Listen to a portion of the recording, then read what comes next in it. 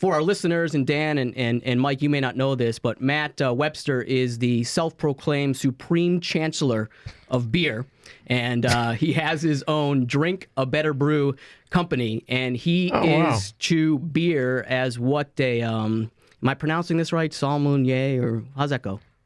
Yeah, it's sommelier. Sommelier for wine. You had me at Supreme Chancellor. I thought I was about to talk to one of the Star Wars cast.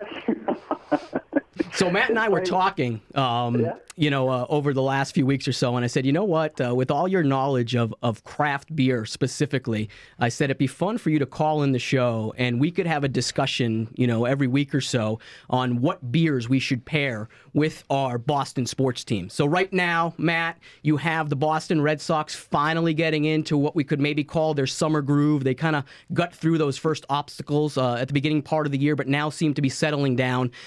If our listeners are watching the Sox this week, what beer do you believe they should be drinking? I'm going to go with a couple. I'm going to stay local here and go out to Western Mass.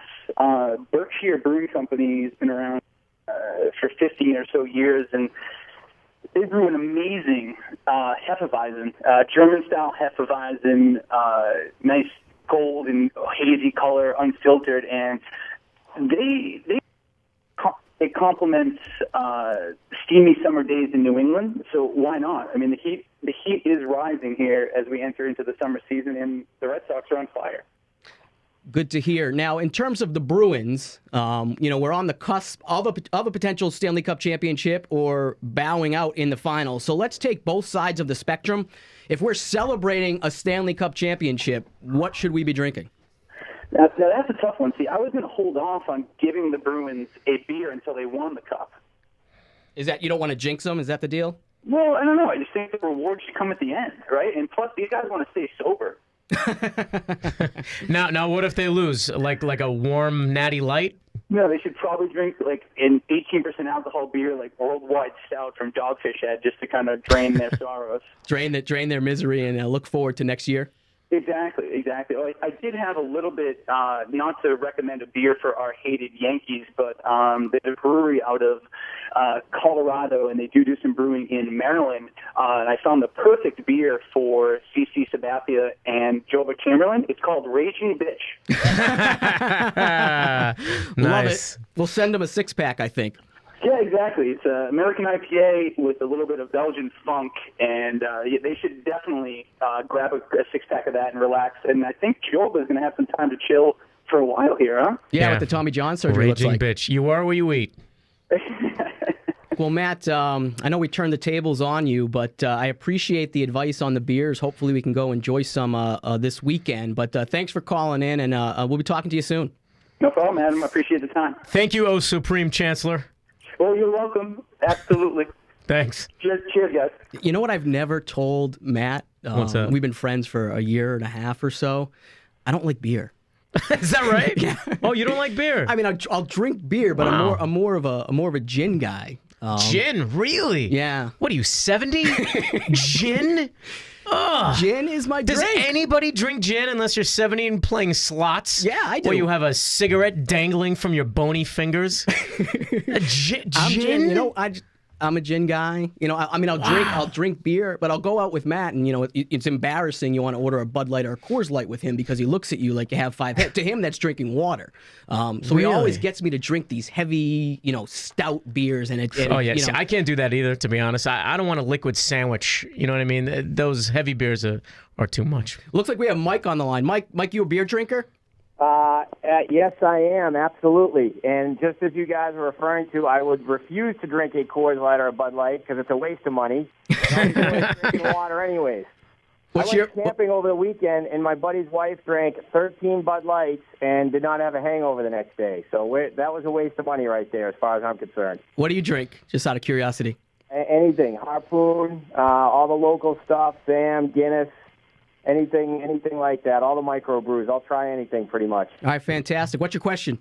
Well, I know it's not in season right now, but I wanted to talk a little bit about the Celtics because I just saw today on the crawl that Kristich signed for 2 years with the team in Moscow. Yep. And then also on the crawl, Marquise Daniels, who was basically crippled has interest in coming back to the Celtics, and just what are they doing? What are they going to do with personnel moves? I know the lockout's coming, and there's not going to be a lot of deals going on. But is there a plan right now for this team? I mean, they lost to obviously Miami, which hopefully is one game away from getting eliminated. But I'm looking at their contract and who they have under contract, and where are the big men? I mean, they made the Perkins trade somehow under the assumption that Shaq was going to be healthy.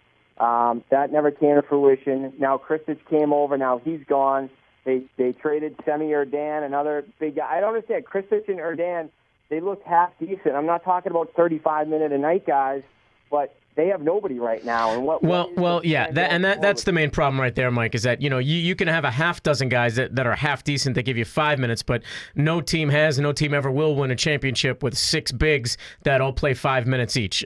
So letting Kristich go to Russia. Danny Ainge said himself, I read the same article you did on ESPN.com.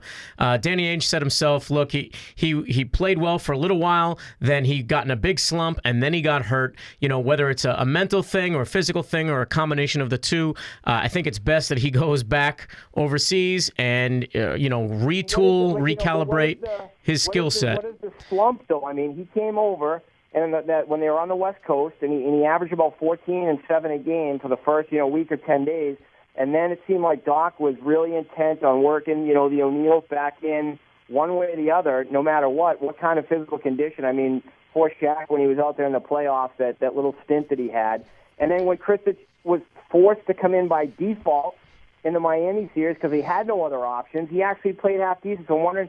I just think Doc is not a fan of the European player. They just never waited out with those guys. And somebody that looked like he could hit a 15-foot jumper, looked like he could get some rebounds, make his free throws, which is something they weren't getting from any of the other bigs that they have had the last couple of years. Right. I don't think you need a big to win in this league. I mean, look at the team. Nobody has like a traditional. You don't need a big to win, Mike, but you need a big to stay healthy and to stay in there for 25 to 30 minutes a game.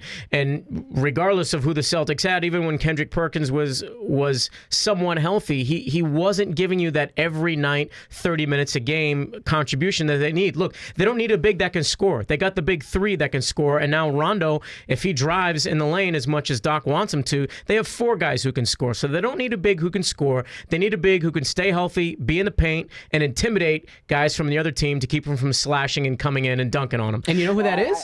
Kendrick Perkins. Kendrick Perkins was the perfect guy for this. And Dan, I'd have to disagree a little bit. I think with what Mike is saying, I think the Celtics just overestimated how much chemistry they needed after the trade deadline. Mike just talked about, Doc trying to work this guy in and get the O'Neals back. I just don't think they had enough time. But it's not Doc. It was Danny Ainge. Doc wasn't the proponent of this trade. Doc worked what he was given. It's like the old Bill Parcells quote, hey, I don't go shopping, I just fix the dinner. Yeah, but you got to think that Doc was, consulted on the deal.